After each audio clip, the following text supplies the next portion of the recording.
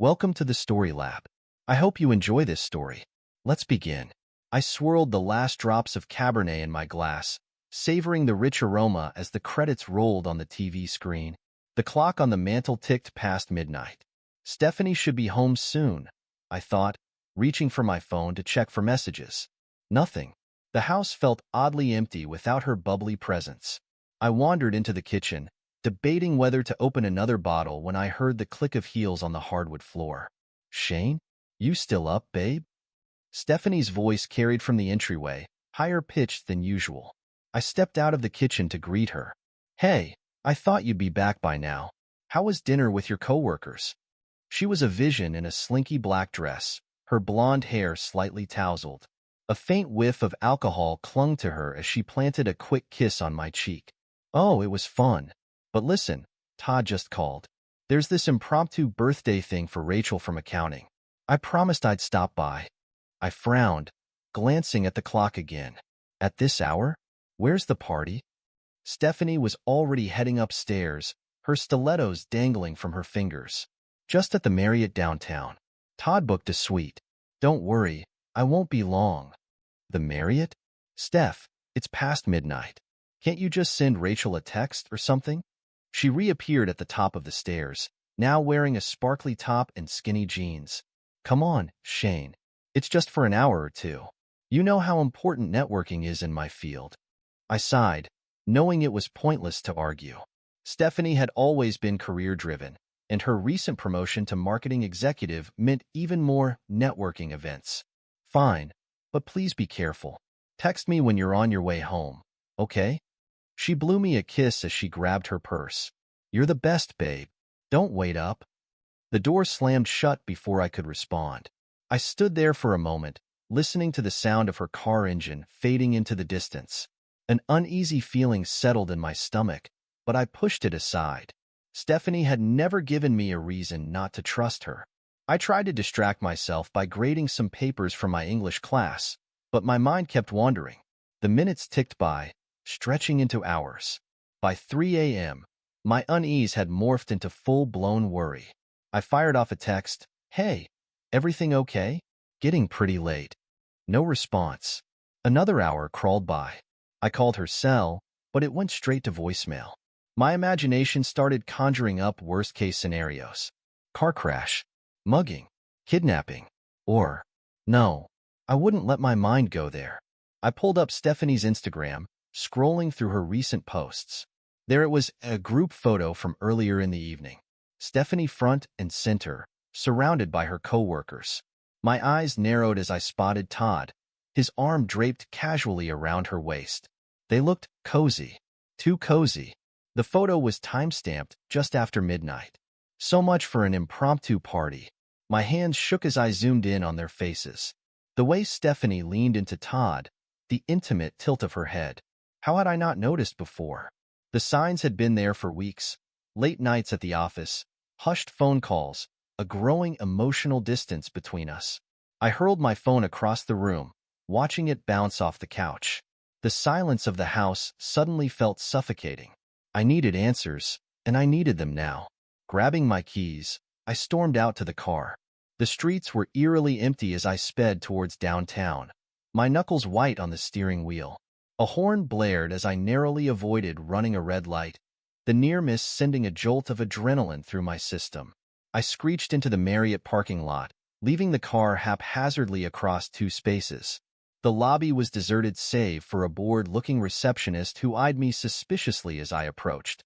"I need to know what room Todd Swartz is in," I demanded, my voice sounding foreign to my own ears. The receptionist's eyes narrowed. "I'm sorry, sir, but we can't give out that information." I leaned in close, my voice low and intense. "Listen, my wife is up there. She could be in danger. Please, I need to know." Something in my expression must have convinced her. She hesitated, then glanced at her computer screen. "Mr. Swartz is in the presidential suite, room 1201. I was already halfway to the elevators before she finished speaking. The ride up to the 12th floor felt interminable. With each passing floor, my anger and dread grew. By the time I reached room 1201, my heart was pounding so hard I could barely breathe. I raised my fist to knock, then paused. What if I was wrong? What if this was all just a misunderstanding? But then I heard it, Stephanie's laugh, muffled but unmistakable, coming from behind the door. And another voice, deeper, male. In that moment, something inside me snapped. I didn't knock. I didn't hesitate. I grabbed the handle and pushed, half expecting it to be locked. It wasn't. The door swung open, and my world shattered. The scene before me was like something out of a nightmare. Clothes were strewn across the floor of the opulent suite. Empty champagne bottles littered every surface. And there, in the center of it all, was my wife. Stephanie was perched on Todd's lap, her head thrown back in laughter. They were both in various states of undress, surrounded by a handful of other people I vaguely recognized from her office. The room reeked of alcohol and something else, a musky, primal scent that made my stomach turn. For a moment, nobody moved. Then Stephanie's eyes locked with mine, and time seemed to stand still. I expected shock, horror, shame. Instead, she just smirked. "Oh, come on, Shane," she drawled, not bothering to cover herself. "It's just some fun. I thought you knew." Her casual dismissal hit me like a physical blow. I staggered back a step, struggling to process what I was seeing. How long had this been going on? How many times had she lied to my face? Todd's voice cut through my shock. Well, looks like the husband finally gets a front row seat." He grinned, his hands still roaming over Stephanie's body. "Want to join in? Teach? Or are you just here to watch?" Something inside me snapped. The hurt and betrayal crystallized into a cold, hard rage. Without a word, I strode into the room and slammed the door behind me. The lock clicked into place with a satisfying finality. "Shane, what are you doing?" Stephanie's voice had lost its mocking edge, replaced by a note of uncertainty. I pulled out my phone, my movements deliberate. "What am I doing? I'm making sure everyone knows exactly what kind of people you are."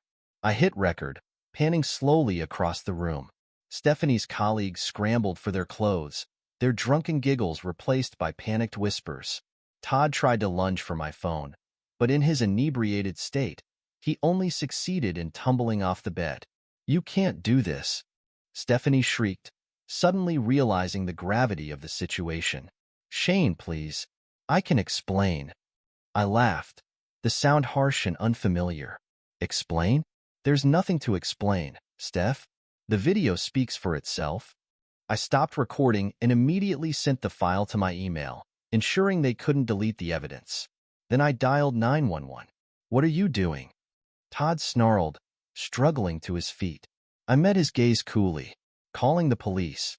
I'd hate for them to miss out on such a lovely party." The operator's voice crackled through the speaker. 911. "What's your emergency?" "I'd like to report a disturbance at the Marriott Hotel, room 1201, I said calmly. "There seems to be some sort of drug-fueled orgy going on. I'm concerned about potential assault." Chaos erupted in the room. Todd lunged for me again, but I easily sidestepped him. Stephanie was sobbing now, mascara streaking down her face as she begged me to hang up. Her colleagues were in various states of panic, some trying to flee, others frozen in shock. I walked out of the room, ignoring Stephanie's pleas. In the distance, I could already hear sirens approaching. My work here was done. The elevator ride down was surreal. My hands were steady, my breathing calm. I felt empty, like I was watching someone else's life implode. I walked out of the hotel just as the first police cars pulled up. Officers rushed past me, heading for the elevators. I considered sticking around to give a statement, but decided against it. Let them sort out the mess upstairs. I had my own demons to wrestle with. My feet carried me to a nearby park. I collapsed onto a bench, the events of the night finally catching up to me. The betrayal, the hurt, the anger. It all came crashing down at once. I buried my face in my hands, my body shaking with silent sobs. I don't know how long I sat there, lost in my grief. It could have been minutes or hours. The world around me faded away, until a soft voice broke through my misery. "Rough night?" I looked up, startled. A woman stood before me, her expression a mix of curiosity and concern. She was striking tall, with long dark hair and piercing green eyes. Something about her seemed familiar, though I was certain we'd never met. "You could say that," I replied, my voice hoarse. She gestured to the empty spot beside me. "Mind if I join you?" I shrugged, too exhausted to argue. She sat down, producing a silver flask from her jacket pocket. "Looks like you could use a drink." I hesitated, then accepted the offered flask. The whiskey burned going down, but it helped chase away some of the numbness. "I'm Gwendolyn," she said, taking back the flask. "And you're the guy who just blew up that party at the Marriott." I tensed, ready to bolt, but she held up a hand. "Relax. I'm not here to judge. In fact, I think what you did was pretty badass." "You do?" She nodded, a wry smile playing at her lips. "Let's just say I know a thing or two about betrayal, and about getting even." I studied her more closely. There was a hardness in her eyes that spoke of past pain, but also a fierce intelligence. "Who are you, really?" "Someone who might be able to help you, if you're interested." She leaned in closer, her voice low. "Tell me, Shane, how far are you willing to go to make them pay?" The question hung in the air between us. Part of me knew I should walk away, go home, try to salvage what was left of my life. But a larger part, the part still reeling from Stephanie's betrayal, was intrigued. "I'm listening," I said carefully. Gwendolyn's smile widened. "Good. Because trust me, what happened tonight, that was just the beginning." As she began to outline her ideas, I felt something stir within me. The hurt and betrayal were still there, but now they were crystallizing into something harder, colder, a resolve to not just survive this, but to come out on top. Stephanie and Todd thought they could toy with my life, my trust? Fine. But they were about to learn that every action has consequences, and I would be the one to make sure they paid the price. The sun was just beginning to peek over the horizon as Gwendolyn and I left the park. My head was spinning, partly from the whiskey, but mostly from the plans we'd started to hatch. "First things first," Gwendolyn said as we walked. "We need to gather intel. The more dirt we have on Todd and your wife, the stronger our position." I nodded, my mind already racing. "I can access Stephanie's emails and texts. She never was great with passwords." Gwendolyn's eyebrows raised, impressed. "Good start, but we'll need more. Financials, work communications, the whole 9 yards." We paused at a 24-hour diner, the smell of coffee drawing us in. As we slid into a booth, I couldn't help but marvel at how quickly my life had changed. Just hours ago, I was a high school teacher with a seemingly happy marriage. Now, I was plotting revenge with a mysterious woman I'd just met. "You still sure about this?" Gwendolyn asked, studying my face over her steaming mug. "Once we start down this road, there's no going back." I met her gaze steadily. "I'm sure. They made their choice. Now it's time for me to make mine."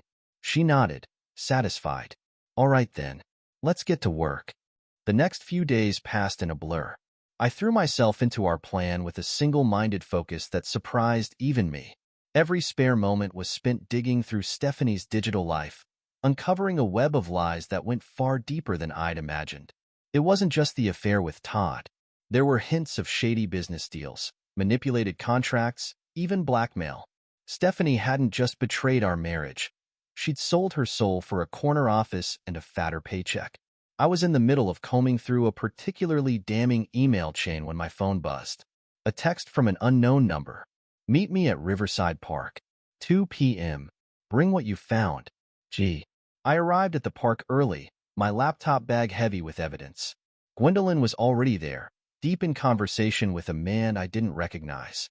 They both looked up as I approached. "Shane, meet Isaac," Gwendolyn said. "He's our way into Todd's company servers." Isaac nodded curtly, his eyes darting around nervously. "You sure about this, Gwen? If we get caught—" "We won't," she said firmly. "Not with what Shane's brought us." "Right." I pulled out my laptop, laying out everything I'd uncovered. Isaac's eyes widened as he scrolled through the emails and financial records. "Holy shit," he muttered. This is big. Like career-ending big." "That's the idea," I said coldly. "Think you can get us more?" Isaac hesitated, then nodded. Yeah, I can do that. Give me a couple of days." As he hurried off, Gwendolyn turned to me with a proud smile. You've done good work, Shane. But now comes the hard part. Are you ready to take this public? I thought about Stephanie's smirk in that hotel room, about Todd's mocking laughter. More than ready. What's next? Gwendolyn's eyes glittered with anticipation. Now, we start building our team. And I know just where to start. Over the next week, our little group grew. There was Bud, a former employee of Todd's who'd been fired for threatening to expose some questionable business practices. Alyssa, Todd's current assistant, who was tired of being treated like dirt. And a handful of Stephanie's former friends and coworkers, all eager to share their own stories of betrayal and manipulation. With each new ally, our plan became more refined. We would strike at the upcoming company gala, a glittering affair where clients, press, and executives would all be present. The perfect stage for Todd and Stephanie's downfall. But even as our preparations neared completion, doubts began to gnaw at me. Was I really prepared to destroy Stephanie's life? To burn down everything we'd built together? I confided these feelings to Gwendolyn one night as we pored over the final details of our plan. She listened quietly, then fixed me with a penetrating stare. Let me ask you something, Shane. If the roles were reversed, do you think Stephanie would hesitate? Would she show you mercy? I thought back to that night in the hotel room, to the casual cruelty in Stephanie's eyes as she dismissed our entire marriage as just some fun. No, I said quietly. No, she wouldn't. Gwendolyn nodded, a satisfied gleam in her eye. Exactly. Remember that feeling, Shane. Hold on to it. It'll keep you strong when things get tough. I took a deep breath, steeling myself. You're right. No more doubts. We finished this. As we put the finishing touches on our plan, a notification popped up on my phone. A text from Stephanie. Shane, please. We need to talk. I can explain everything. Meet me at our spot. I stared at the message, a mix of emotions churning in my gut. Our spot. The little cafe where we had our first date, where I proposed. For a moment, I was tempted. Maybe there was an explanation. Maybe. No. I deleted the message without responding. There was no going back now. The night before the gala, our team gathered for one final meeting. The energy in the room was electric, a mix of nervous anticipation and fierce determination. Bud paced back and forth, running through the technical details one last time. All right, so once Shane gives the signal, I'll cut the main feed and switch to our video. Isaac, you'll be on standby to override any attempts to shut us down. Isaac nodded, his fingers flying over his laptop keyboard. I've got multiple backups ready. They won't be able to stop it once it starts. Alyssa, looking pale but resolute, chimed in. I've made sure Todd's speech is scheduled for prime time. All the major players will be there. I looked around at this group of unlikely allies, feeling a surge of gratitude. Thank you all. I know the risks you're taking. Bud cut me off with a wave of his hand. Save it, Teach. We're all in this together now. Todd and your wife? They've hurt a lot of people. It's time they faced the consequences. As the others filed out, making their final preparations, Gwendolyn pulled me aside. You ready for this? Once we start, there's no turning back. I met her gaze steadily, surprised by the calm I felt. I'm ready. Whatever happens tomorrow, at least I'll know I didn't just roll over and take it. She smiled, a fierce, predatory expression that sent a shiver down my spine. That's what I like to hear. Get some rest, Shane. Tomorrow, we change everything. Later that night, as I lay in bed staring at the ceiling, I allowed myself one last moment of reflection. I thought about the life I'd had just a week ago, the students I loved teaching, the simple pleasures of quiet evenings with Stephanie. Part of me mourned for that life, for the man I used to be. But that man was gone, shattered like a mirror, impossible to put back together. In his place was someone new, someone harder, someone who wouldn't be fooled again. As I drifted off to sleep, my last thought was of tomorrow's gala, of Stephanie's face when she realized her carefully constructed world was about to come crashing down. Let the games begin. The morning after the gala, I sat at my kitchen table, staring at Stephanie's laptop. She'd left it behind in her rush to salvage what was left of her reputation. Now, it was my key to unraveling the full extent of her betrayal. I took a deep breath and opened it. The password prompt glared at me, a final barrier between me and the truth. I typed in our anniversary date. Nothing. Her birthday. Still locked. Then, with a bitter laugh, I tried Todd's birthday. The screen unlocked. Of course, I muttered, shaking my head. Why am I even surprised anymore? As I dove into her emails and messages, the depth of Stephanie's deception unfolded before me. It wasn't just a one-time thing, a drunken mistake at a party. No, this affair with Todd had been going on for months, maybe even longer. My phone buzzed. A text from Gwendolyn. Find anything good yet? I typed back, more than I bargained for. This goes deeper than we thought. Her reply was instant. Meet me at Riverside Cafe in an hour. Bring the laptop. At the cafe, Gwendolyn was already waiting, a sleek tablet on the table in front of her. She raised an eyebrow as I sat down. You look like hell, Shane. Feel like it too, I admitted, sliding Stephanie's laptop across the table. Take a look. As Gwendolyn scrolled through the emails, her expression hardened. This is wow. Shane, do you realize what we're looking at here? I nodded. It's not just the affair. They've been manipulating company deals, inflating numbers, maybe even embezzling funds. Exactly, Gwendolyn said, her eyes gleaming. This is way bigger than just your cheating wife. We could bring down the whole company with this. A waiter approached, and we fell silent until he'd taken our order and left. Once he was out of earshot, Gwendolyn leaned in close. We need more, she said. This is good, but it's not enough. We need someone on the inside, someone who can get us access to Todd's files. I frowned. Who do you have in mind? Gwendolyn smiled, a predatory gleam in her eye. I might know just the guy. Ever heard of Isaac Calhoun? The name didn't ring a bell, but as Gwendolyn filled me in, I felt a glimmer of hope. Isaac was an IT specialist at Stephanie's company, apparently with his own grudge against Todd. If we could get him on our side. Set up a meeting, I told her. The sooner, the better.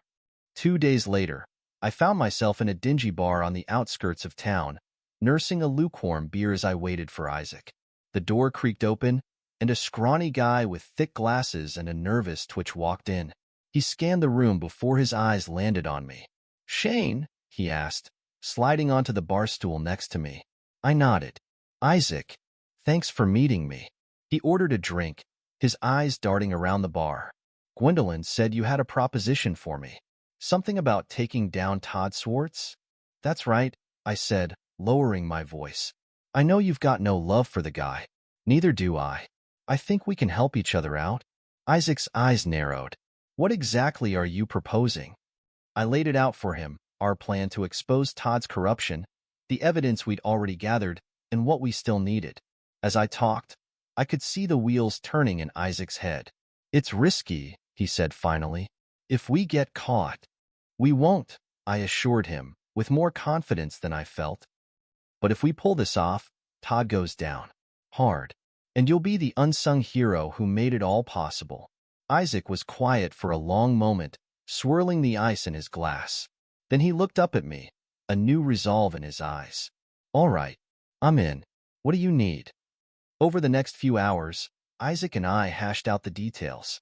He'd get us access to Todd's email server, financial records, everything we needed to build an airtight case. In return, I promised him protection and a cut of any potential settlement. The next week was a whirlwind of activity. Isaac came through in a big way, providing us with a treasure trove of incriminating emails and documents. Each new piece of evidence we uncovered only fueled my determination. One night, as I pored over a particularly damning set of financial records, I felt a pang of something, not quite regret, but a moment of hesitation. Was I taking this too far? Was Stephanie just a victim of Todd's manipulation? I shook my head, banishing the thought. No. The emails I'd seen, the casual cruelty in her voice that night at the hotel, those weren't the actions of an unwilling participant. She'd made her bed. Now she could lie in it. My phone rang, startling me out of my thoughts. It was Gwendolyn. Shane, she said, her voice tight with excitement. You're not going to believe what Isaac just sent me. This is it. The smoking gun we've been looking for. As she filled me in on the details, I felt a cold smile spread across my face. Todd and Stephanie thought they were so clever, so untouchable. They had no idea what was coming. The game was changing, and I was holding all the cards. With Isaac on board and a mountain of evidence at our disposal, it was time to expand our circle. We needed more allies, more people who had been wronged by Todd and Stephanie and were hungry for justice. My first call was to Gwendolyn. We met at a small coffee shop, away from prying eyes and potential eavesdroppers. "So," I said, sliding into the booth across from her, "you've been pretty mysterious about your involvement in all this. Why don't you tell me the real story?" Gwendolyn sipped her coffee, considering me over the rim of her mug. "Fair enough. You've earned some honesty." She set the mug down and leaned forward. "I'm a private investigator. Have been for years. And let's just say Todd Swartz has been on my radar for a long time." "Why?" I pressed. "What's your stake in this?" Her eyes hardened. "Because 2 years ago, Todd ruined my sister's life. Used her, manipulated her, then tossed her aside when she threatened to expose him. Sound familiar?" I nodded. "All too familiar. So this is personal for you too." "You're damn right it is," Gwendolyn said. "I've been building a case against him for months, but with your help, with what we've uncovered, we can finally bring him down. For good."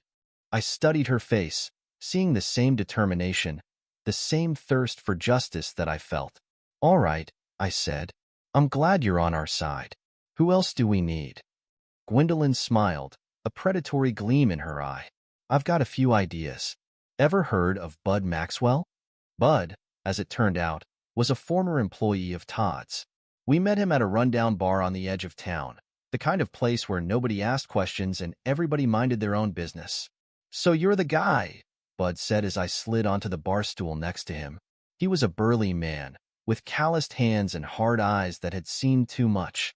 "Gwendolyn told me about you. Said you're looking to take Todd down a peg or two." "That's right," I said, signaling the bartender for a drink. "I hear you've got your own reasons for wanting to see him fall." Bud's face darkened. "You could say that. Worked for the bastard for 5 years. Saw things, heard things. When I finally couldn't stomach it anymore and threatened to blow the whistle, well, let's just say Todd made sure I'd never work in this town again." I nodded, understanding all too well. "And now?"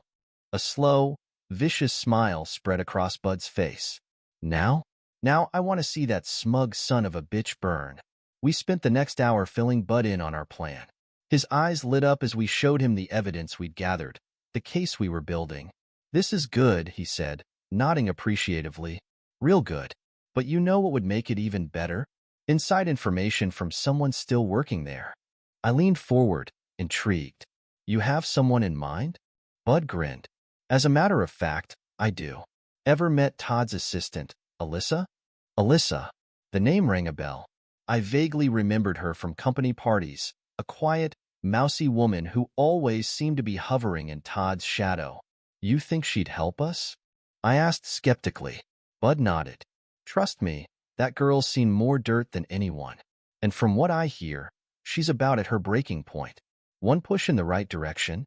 I exchanged a look with Gwendolyn. She nodded slightly. "It's worth a shot," she said.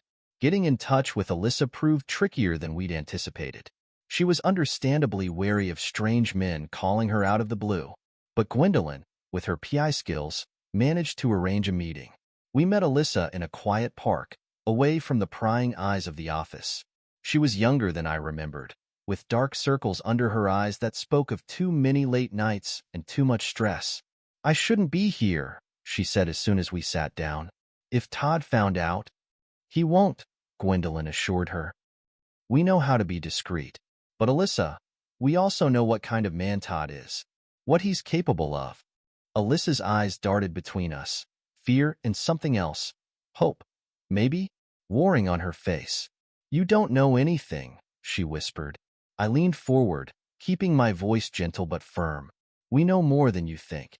About the affairs, the manipulation, the crooked deals. We know how he treats his employees, especially the women."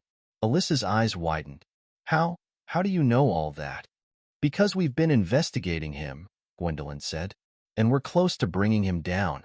But we need your help, Alyssa." You're the missing piece. For a long moment, Alyssa was silent, her hands twisting in her lap. Then, slowly, she nodded. Okay, she said softly. Okay, what do you need me to do? As we laid out our plan, I could see the weight lifting from Alyssa's shoulders. For the first time since we'd met, a spark of life entered her eyes. I can do that, she said, a hint of steel entering her voice. I want to see him pay for what he's done. With Alyssa on board, our team was nearly complete. But there was one more group I needed to talk to, Stephanie's former friends and coworkers. It wasn't hard to find them. Many had distanced themselves from Stephanie over the years, put off by her increasingly ruthless climb up the corporate ladder. When I reached out, they were all too eager to share their stories. She was always ambitious, one former friend told me over coffee. But somewhere along the way, it's like she lost her soul. Nothing mattered except getting ahead. Another, a former coworker, was even blunter. Stephanie? She'd throw her own mother under the bus if it meant a promotion. I'm not surprised she cheated on you. I'm just surprised it took this long for it all to blow up in her face. Each conversation, each new revelation, only hardened my resolve. Stephanie and Todd had hurt so many people, left a trail of broken trust and shattered lives in their wake. It was time for them to face the consequences. As our team gathered for one final planning session, I looked around at the unlikely allies I'd gathered. Gwendolyn, with her sharp mind and personal vendetta. Bud, rough around the edges but fiercely loyal. Isaac, nervous but determined. Alyssa, finally finding her courage. All right, I said, laying out the final pieces of our plan. The company gala is in 2 weeks. That's our stage. That's where we bring it all crashing down. Gwendolyn nodded, a fierce glint in her eye. Todd and Stephanie won't know what hit them. As we finalized the details, I felt a surge of anticipation. The board was set. The pieces were in place. It was time to make our move. The night before the gala, I couldn't sleep. My mind raced with all the possibilities, all the ways our carefully laid plan could go wrong. I was pacing the living room, running through contingencies for the 100th time, when my phone buzzed. A text from Stephanie. We need to talk. It's important. Please. I stared at the message, my finger hovering over the delete button. But something in the wording, the plea in that please, gave me pause. Against my better judgment, I typed back, fine. Coffee shop on 5th, 30 minutes. The coffee shop was nearly empty when I arrived. Stephanie was already there, fidgeting with a napkin, her eyes red-rimmed and puffy. She looked up as I approached, and for a moment, I saw a flicker of the woman I'd fallen in love with. Shane, she said, her voice cracking. Thank you for coming. I need to tell you something. I sat down across from her, keeping my face impassive. So talk. Stephanie took a deep breath, then blurted it out. I'm pregnant. The words hit me like a physical blow. I stared at her, my mind reeling. What? I'm pregnant, she repeated, tears welling in her eyes. And it's yours, Shane. I swear it is. I leaned back in my chair, my thoughts in chaos. A baby? My baby? Or, how do you know it's mine? I asked, my voice hard. How do I know it's not Todd's? Stephanie flinched at the accusation, but pressed on. The timing, it has to be yours. Shane, please. I know I've hurt you. I know I've made terrible mistakes. But this could be a chance for us to start over. I stood up abruptly, needing to put some distance between us. I need time to process this, I said. Don't tell anyone else. Not yet. I left her there, crying silently into her coffee. My mind was spinning. A baby. Everything I'd wanted, once upon a time. But now? Now it felt like just another complication. Another twist in this already convoluted plot. I was so lost in thought that I almost ran into Penny as I left the coffee shop. Penny, my fellow teacher and confidant through this whole ordeal. Shane, she exclaimed, steadying me. Are you okay? You look like you've seen a ghost. I shook my head, trying to clear it. I'm fine, Penny. Just a lot on my mind. She touched my arm gently, her eyes full of concern. Do you want to talk about it? Maybe over dinner? Something in her tone made me look at her more closely. There was a nervousness there, an intensity one hadn't noticed before. "Penny," I said slowly, "is everything okay?" She took a deep breath, then words came tumbling out in a rush. "Shane, I need to tell you something. I've wanted to for a long time, but the timing never seemed right. And then everything with Stephanie happened and—" "Penny," I interrupted gently. "What is it?" She looked up at me, her eyes shining with unshed tears. "I have feelings for you, Shane. I have for a long time. And I know this is probably the worst possible moment to tell you, but with everything that's happening, I couldn't keep it in anymore." I stared at Penny, momentarily speechless. Her confession hit me like a freight train, adding yet another layer of complexity to an already overwhelming situation. "Penny, I began, but she held up a hand to stop me. "You don't have to say anything," she said quickly. "I know it's a lot. I needed you to know.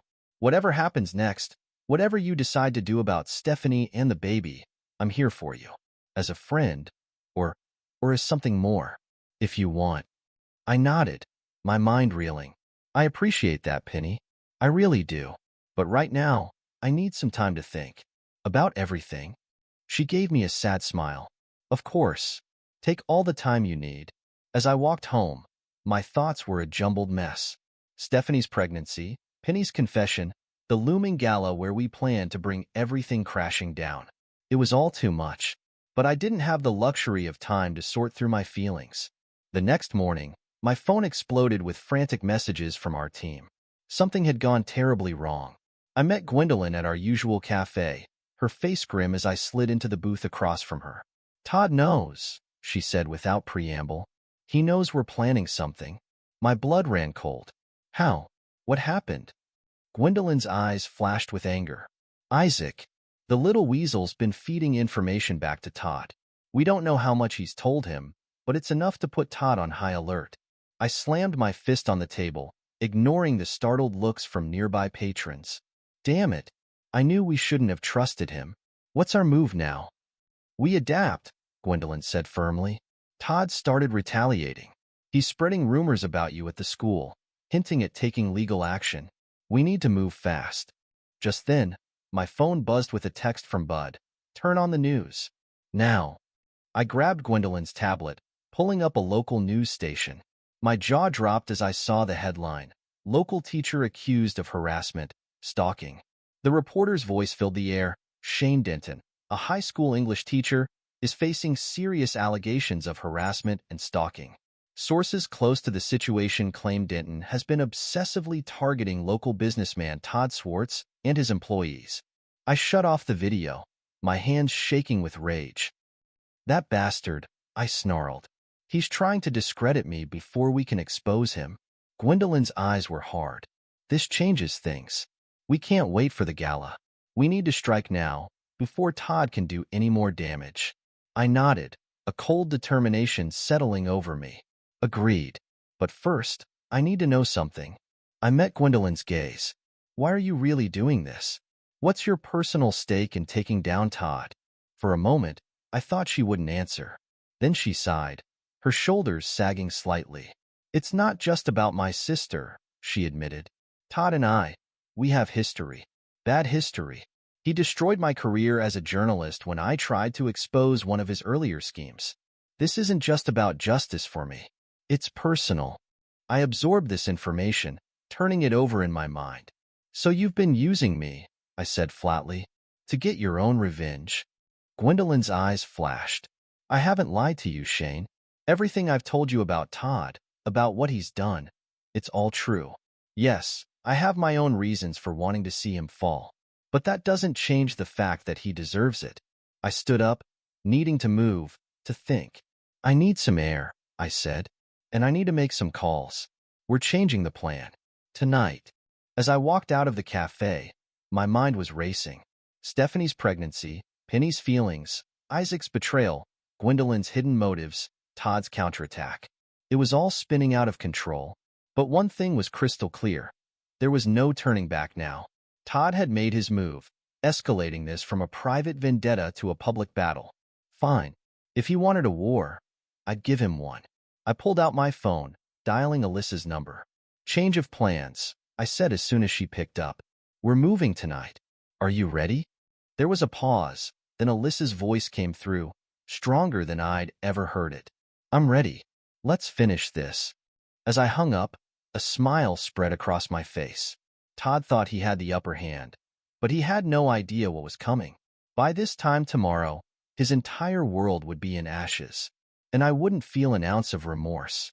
The night of the gala arrived, and I adjusted my tie in the mirror, a smile on my face.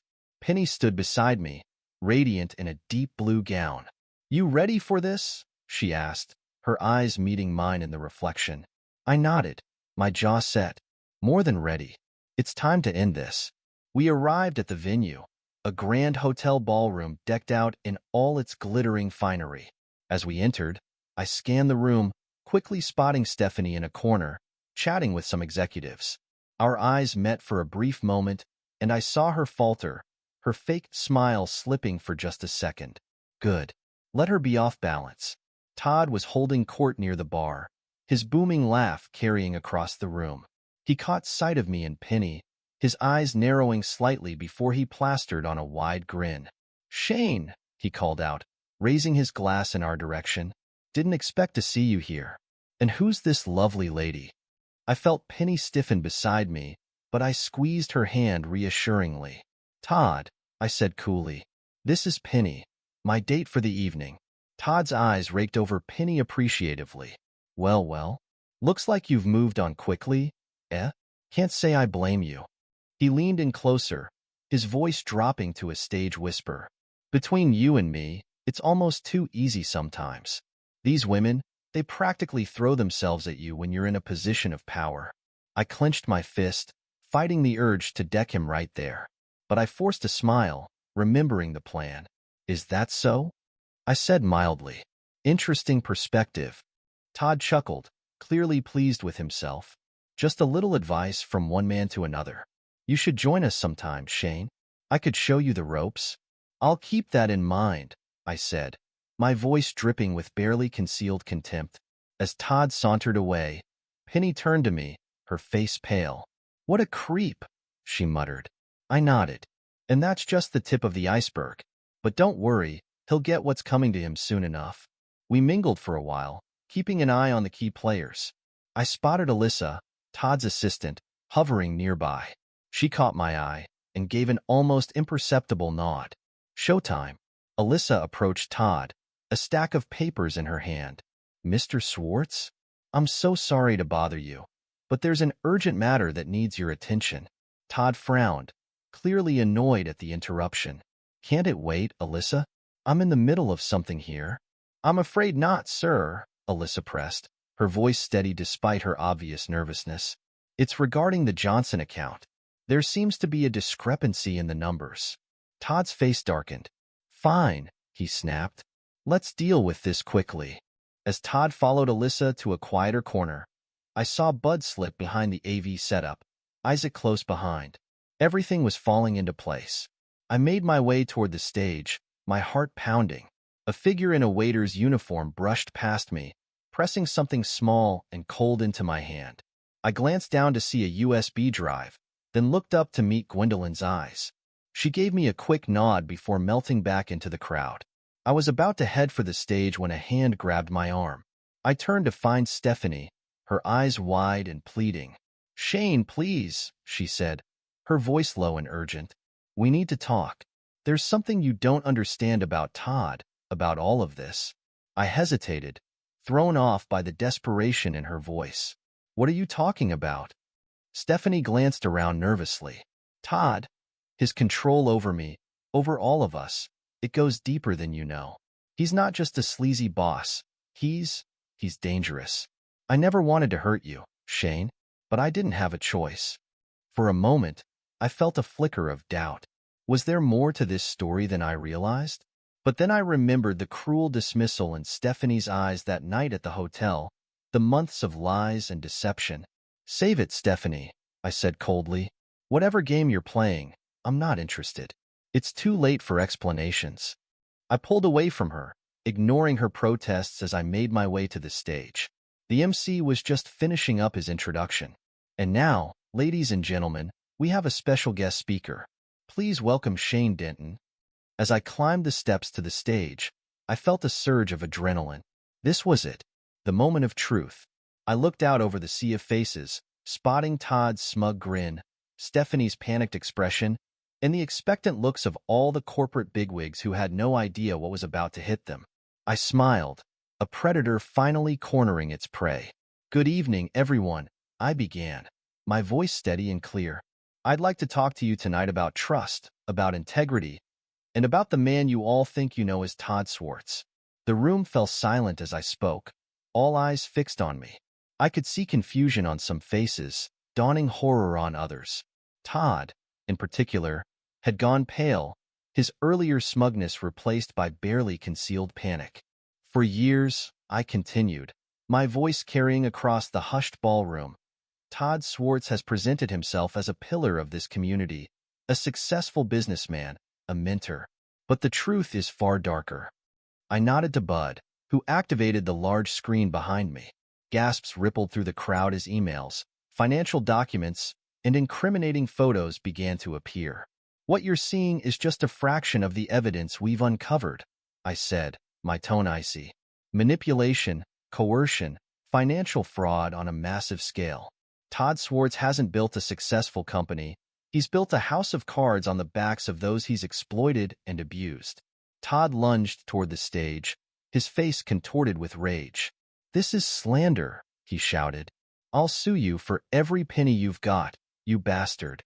But his protests were drowned out by the murmurs of shock and disgust spreading through the crowd. I saw several executives pulling out their phones, no doubt calling their lawyers. "Oh, I don't think you'll be suing anyone, Todd," I said, my voice dripping with disdain. "Not once they see this." I plugged in the USB drive Gwendolyn had given me, and a video began to play. It showed Todd in his office, berating and threatening employees, making explicit quid pro quo offers to young interns, boasting about cooking the books to impress investors. Todd lunged for the AV equipment, desperately trying to unplug something, anything. But thanks to Isaac's backup systems, the video kept playing on every screen in the room. "You can't do this," Todd screamed, spittle flying from his lips. "You have no right." I stepped closer to him, my voice low. "I have every right. You made this personal, Todd. You and Stephanie both. Did you really think you could play with people's lives and get away with it forever?" As if on cue, Stephanie rushed onto the stage. For a moment, I thought she was going to defend Todd, but to my surprise, she grabbed the microphone from me. "It's all true," she said, her voice shaking. "Everything Shane's saying, it's all true. I was part of it. I'm ashamed to admit. But Todd forced me, threatened me. He's been doing this for years, to so many of us." The room erupted into chaos. Journalists who had come expecting a boring corporate puff piece were now shoving their way to the front, shouting questions. Executives were on their phones, frantically trying to distance themselves from the unfolding scandal. And in the center of it all stood Todd, his carefully constructed world crumbling around him. He looked utterly lost, like a child whose favorite toy had been snatched away. For a moment, I almost felt pity for him. Almost. Then I remembered all the lives he'd ruined, all the people he'd stepped on to get to the top. "It's over, Todd," I said quietly. "You've lost." As security guards began to escort Todd from the room, I felt a hand on my arm. It was Gwendolyn, a fierce grin on her face. "Well done," she said. "But this isn't over yet. The real work is just beginning." I nodded, understanding what she meant. Exposing Todd was just the first step. Now we had to make sure justice was served, that all his victims got the closure they deserved. As I looked out over the chaotic ballroom, I felt a strange mix of exhaustion and exhilaration.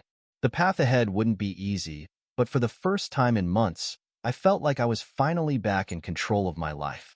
Whatever came next, I was ready for it. The weeks following the gala were a whirlwind of activity. Todd's downfall dominated the news cycles, with new revelations seeming to surface every day. I watched from the sidelines as the empire he'd built on lies and exploitation crumbled piece by piece. One morning, As I sat at my kitchen table scrolling through the latest headlines, my phone buzzed with a text from Gwendolyn. Turn on Channel 7. Now. I flipped on the TV just in time to see Todd being led out of his mansion in handcuffs, his designer suit rumpled, his once immaculate hair a mess. Former CEO Todd Schwartz was arrested this morning on multiple charges of fraud, embezzlement, and sexual harassment, the newscaster announced. This comes in the wake of an explosive exposé that rocked the business world just weeks ago. I couldn't help but smile. It was satisfying to see Todd finally face the consequences of his actions. But I knew the fight was far from over. My doorbell rang, startling me out of my thoughts. I opened it to find Stephanie standing there, looking pale and drawn. "Can we talk?" she asked quietly.